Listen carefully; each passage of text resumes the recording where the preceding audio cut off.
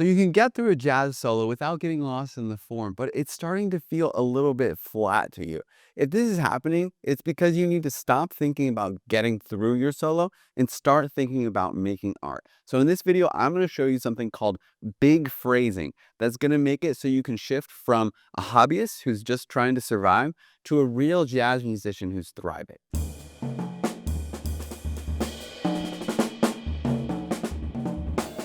So when we learn jazz, it's overwhelming just to play a solo, right? You need to learn the tune, you got to have phrasing, you got to have vocabulary, you got to not get nervous so that your solo actually comes out.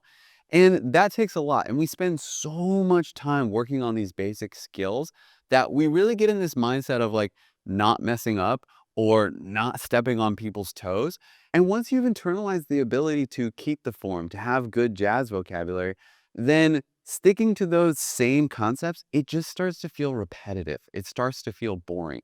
And that's when you need to start breaking yourself out of like, let me just make sure I get through this and start going into how do I make something that's really creative and exciting for me. Okay. So once you start to get to that repetitive, bored feeling, that's when you need to introduce something I call big phrasing. Now, what is big phrasing? First, let's talk about what is phrasing. It's not the ideas you play, but it's how you put them together in like a 4-bar form, in an AABA, in a way that makes sense. Now, big phrasing is that same concept, but with the energy and the vibe of how you're playing, right? It's how does this build from calm to exciting to exhilarating over the course of a couple choruses, right? It's kind of like if you were telling a story, right? Vocabulary is the words you use to tell a story. Phrasing is how you put the sentence together or the chapter. And then big phrasing is what's the emotional arc of the story? What's the hero's journey of it? Like when it starts, is he all alone and by himself? And then he finds some companions that it can help. And then, at the end, he faces his biggest fears. And then that just feels so emotionally exciting. And big phrasing is that for music, okay? It's the reason why people like Brian Blade are so exciting to watch is because there's lots of surprises. There's a lot of energy. The notes don't even really matter so much at this point. It's more about the music and the emotion that he's communicating. And just like anything in your jazz playing, if you want it to come out, you can't be thinking about it too much. It has to be natural. It has to be a part of your intuition. And the way that you get it into your intuition is by training it with very specific exercises. So I'm going to show you today a step-by-step exercise that will train your big phrasing that you can stop feeling bored with your playing, and it's going to be a lot more exciting. So the first step to working on big phrasing is giving yourself individual creative limitations. So creative limitation is like a little game you give yourself to focus on one specific type of soloing, okay? So the first one we're going to do is play melodic and open, okay? So instead of playing like a bunch of rudiments of vocabulary, I'm going to try something that sounds a little more melodic and open. Something like this at this tempo. 1, 2, 1, 2, 3.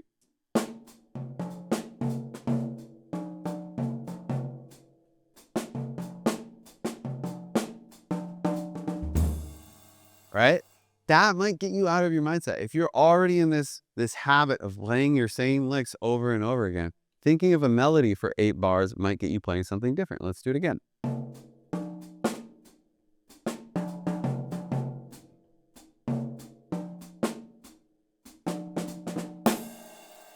All right, so I'm playing melodically there. I'm using more of the tones, more of the melody of the toms, but then I'm also thinking about things like repetition and sequence and how I can create something musical with that, okay?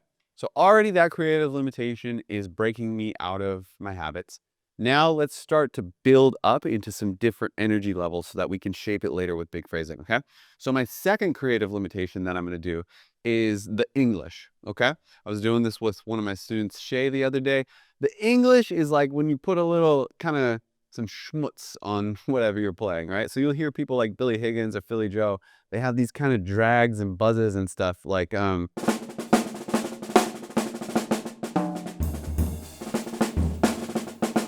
right?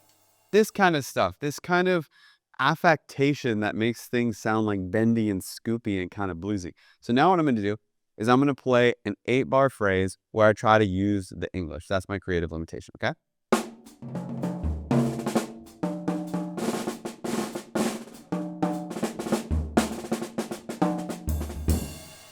Right? And you can hear that. I'm sneaking in a bunch of ghost notes, a bunch of doubles, some buzzes in there, and that got me into a different zone, right? Once I have mastery of that, then I can start stacking into the next one. So that's where the big phrasing is going to come, okay? So let's go to the next creative limitation.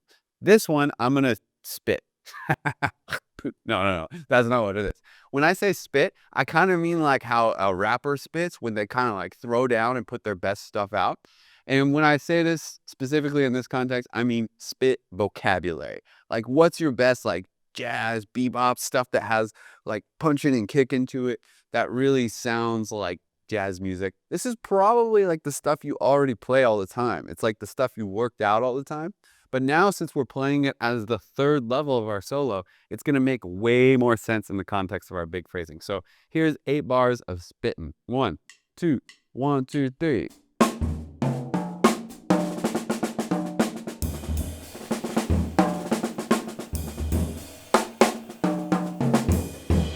Right? There you go. I'm just dealing. I'm trying to play some stuff that sounds like bebop. Let me play some more. 1, 2, 1, 2, 3.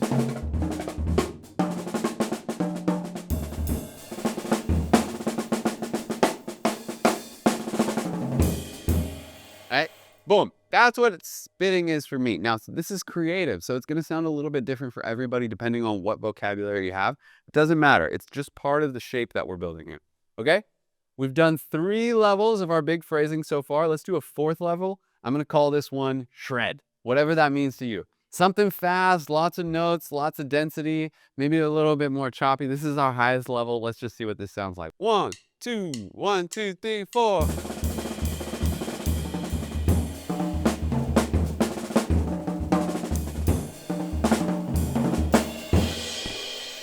Okay, there you go. That's the highest energy level. Now, if I played my whole solo like that, that would be exhausting. Or maybe for the right gig, I don't know. It depends on the vibe of the crowd. But where it's really going to become magic is when I can go from that melodic to that English to that spit and then to the shred, because it all builds up just like that story, the hero's journey. Okay, so in a second, I'm going to show you exactly how to do that, how to really apply this big phrasing. But by the way, big phrasing is just one thing you need to become a complete jazz musician. If you want to start playing gigs, if you want to start going to jam sessions, you're going to need phrasing, you're going to need tunes, you're going to need vocabulary for real jazz drummers, and you're going to need to know how to show up like kind of emotionally so you don't get nervous, so that you're a good hang, you're not awkward, and that people want to play with you. So those are all the things that I work on with my students at the jazz school, where I mentorship people very, very closely so that they can become a complete jazz musician. I'm looking for the most committed people to do something like that at the jazz school. So if you're one of those people who's ready to put in the work, you want the accountability, and you really want to become the best jazz musician you can be, click the link in the description to get some more information and then apply for mentorship. We'll meet and see if it's a good fit. Now, let's dive right into the exercise where we put it all together, okay? This is really the big phrasing part of it. We did these 4 creative limitations. And now what we're going to do is we're going to play a 32 bar solo where we go through each of them, okay? So here's my little map for my big phrasing. First 8 bars, play melodically and open. This is kind of like the humble beginnings in our story, right? Second 8 bars, play with the English. The hero's going on his journey, meeting some mentors, right? The third 8 bars, I'm going to spit vocabulary, right? He's starting to get some mastery, overcoming some challenges, stuff like that. And then the last 8 bars is the heroic conclusion. We're going to shred, okay? So we got melody, English, spit vocabulary, and shred. Let's play a 32 bar solo. Here we go. 1, 2, 1, 2, 3.